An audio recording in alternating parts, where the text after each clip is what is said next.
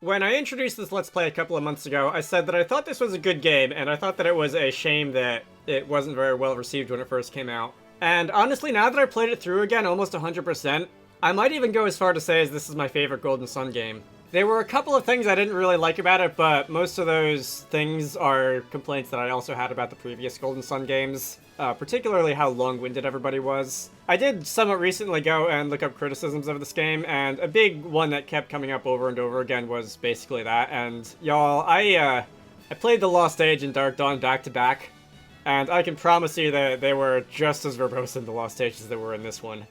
But honestly, I don't think that really took away from my overall enjoyment of the whole thing very much. The other somewhat recurring complaint that I saw people having was that the puzzles weren't as challenging as they were in the previous games, and that I think I can get behind. I think that they did get a lot better in perhaps the second half of the game.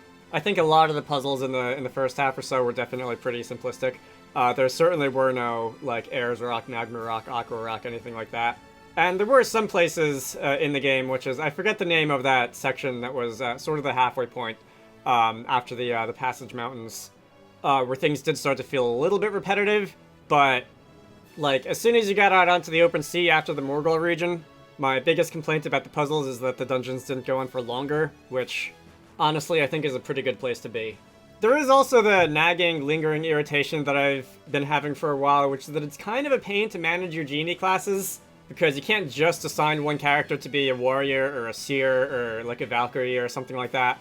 You have to actually drag and drop your genie onto your different characters, and that does kind of wear thin after a while, especially because once you acquire a new genie, it'll be automatically set to someone, and that may or may not change their character class.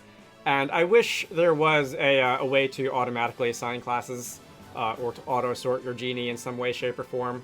And I did just give up on trying to manage my character classes maybe about halfway through the game. And again, that's not a complaint that's exclusive to this Golden Sun game. That's definitely something that applies to all three of them in equal measure. And honestly, maybe that's okay, because for most of the boss fights, I did just kind of get through by summon rushing, which I think is more fun to do anyway. So now that we've discussed the things that I find vaguely annoying about this game, let's talk about everything else. The art style is fantastic. It is perhaps not quite up to the likes of, like, Okamiden or Professor Layton or, like, Pokemon Heart Gold and Soul Silver or anything like that. But the artists really did their best to squeeze every last bit out of the 6,144 vertices that you could budget per frame. Throughout this 60-odd episode adventure, I'm gonna say there were probably 6 or 7 times where I just stopped what I was doing to, like, stare at the scenery. The characters may not have been immensely high fidelity, but I think they did a pretty good job at expressing personality. And probably more so than anything else, the level designers did a pretty good job at creating areas that just felt impressive, which is another compliment that I kept coming back to over and over again throughout this game. My favorite area will probably have to be the area leading up to the top of the Apollo Ascent, where you play with the shadow puppets on the wall, but I could honestly probably go through every single area in the game and find something nice to say about it. I don't think there are any levels or dungeons or anything that I especially didn't like. One can only imagine what these artists and level designers would have been able to create on something like the Nintendo Switch, or I guess now the Nintendo Switch 2. Is that going to be out by the time this video goes up? I don't think so. I think it's still going to be like a week after I post this video. Anyway, the last thing I want to talk about is the plot, and this is where I'm going to have to take a hard disagreement with a lot of the discourse that I saw surrounding this game on the internet. By and large, the internet did not seem to like this game's plot. I think a lot of them weren't happy about the lack of focus that the protagonists of the original Golden Sun games got, but I said this in Let's Plays of the past, and I'll say it again. I have always, to some extent, been a sucker for the next generation plotlines. I think there's a lot of unexplored possibility space when it comes to how the descendants of the characters of an original game handle the world that they've inherited, especially in a world like this that's been affected in major ways by the alchemy and the Golden Sun incident and what have you. Anyway, with all that being said, should they ever make a 4th Golden Sun game, and I'm just saying, Camelot, if you're not going to do it yourselves, I am a game designer who specializes in this sort of visual style.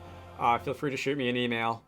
I think it would be really cool to see a time travel plotline in the 4th Golden Sun game. The way that the world changes has always been a recurring theme in this games, especially surrounding how alchemy works and the way that alchemy has worked in the past, and the way that that has affected things.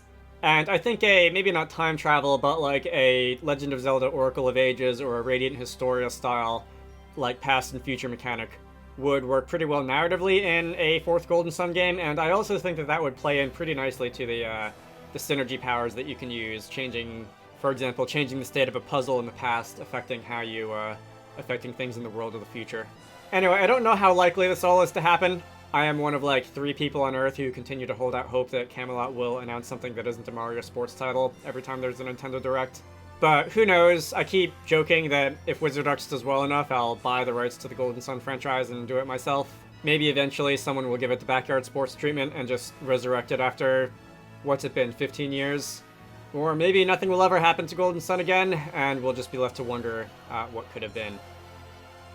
Anyway, my name is Dragonite. This has been Golden Sun Dark Dawn. I'm gonna take a couple of weeks break from Let's Plays. I've got a couple of shorter games that I've got planned out to post in the interim, and probably around July or August I'll get back into a longer, more substantial game again. In the meantime, you should all go check out Wizarducks and the Lost Hat, which is one of the games that I like to work on when I'm not doing YouTube stuff. If you like the Golden Sun games, then I've got good news for you. We've got magic and puzzles and cute ducks on a quest to find their lost hat. You can find the link to the Steam page down below. I hope you all enjoyed that, and I will see you all later.